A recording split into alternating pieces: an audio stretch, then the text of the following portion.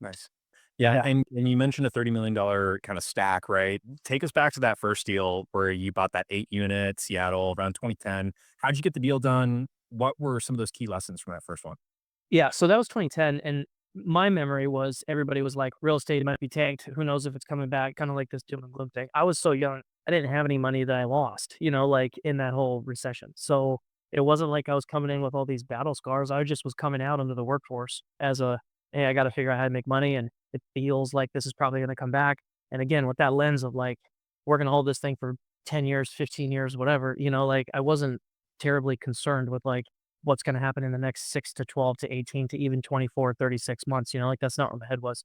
And if you can go back and look it up, past recessions and cycles and everything's a cycle, right? So, like, it made sense to me, like, this will come back at some point, like, I didn't know that was, like, a perfect time to be buying stuff, like, that's but it's funny because now I talk to people and they're like, "Man, what great timing," like, "You're so lucky you got in." But I was like, like, back then in the moment, I had a lot of people telling me that it was not a good idea, that, no, it was probably never recovering, that the market was tanked forever, like, all of this stuff. And so, in the moment, it certainly didn't feel like a no-brainer. I think everybody would have gone in, right? But no, I so that first deal, I had just been learning and researching and, again, reading books, talking to anybody I could possibly talk to. I had worked my way through college, so I had accumulated some money, put some money together with some other people, and we bought that first one.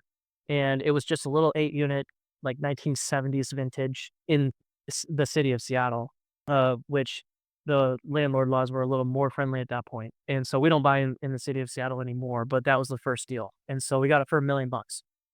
And now that building would probably we sold it, after 8 years or something, but that building would probably be worth $3.5 million now, like something like that, maybe a touch more. But you know, we I operated it, I self-managed it, I had my day job. I was getting the calls at 2 AM from tenants. I didn't know what the heck I was doing. We were not using any systems, like, it was literally like a Google sheet that I was doing my best, right? And, like, my background is not accounting, like, it was none of that. So, it was pretty clunky, but, a year and a half in or 2 years in, the market got a little better, we had increased the rents a little bit, and, an older mentor of mine was like, "Hey, you might be able to refinance that thing." And I was like, "What?" So, like, that wasn't even like, again, I didn't even have this, like, business plan in my head. I just was like, "I don't even know what you're talking about," but sure enough, went to a bank and I could get all the money, so 250 grand that we used to acquire it, got all that back plus another 300,000 bucks, kept the building, still cash flowed, took that 550, I went and bought a 5 unit about 30 minutes south, went and bought another 8 unit, literally did it again, went and bought a 16 unit. Like, I mean, it was just this for 10 years. And I self-managed literally by myself, for, yeah, like 8 years. And we got to 60, 70 units or something. It was brutal. I was not doing a good job, like, you just hit this place where it's like, "Yeah, I don't know what I'm doing." Decided to 1031. Washington State is kind of broken into 2 sides, right? Like, there's, like, the West Side, which is, like, Seattle and, like, all the major markets that everybody knows of, and then there's Eastern Washington, which is a little more agriculture, there's tourism out there. Like, I love Eastern Washington, but it's a totally different vibe. But I had been kind of getting some weird letters from the city of Seattle about, "Hey, do you wanna participate in our rental housing assistance program?" Like, those types of things, and it started to feel less like an option and more like, "Hey, this stuff's coming," like, whether you like it or not. So, we 1031'd everything out of Western Washington that we had and bought in Eastern Washington, around 2019-ish, 2020. And so we kind of doubled our unit count, rolled all the money back in, cash flow probably tripled, and then started operating out there, but with third-party property managers.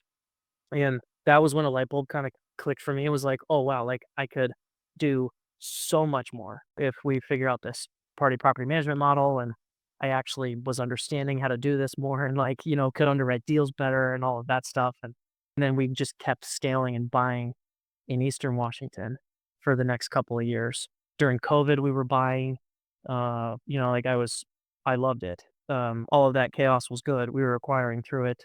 And then about 2 years ago, put together Veritas Equity Partners to raise investor capital and just do more of the same. But I hadn't syndicated any deals until last year. So, yeah.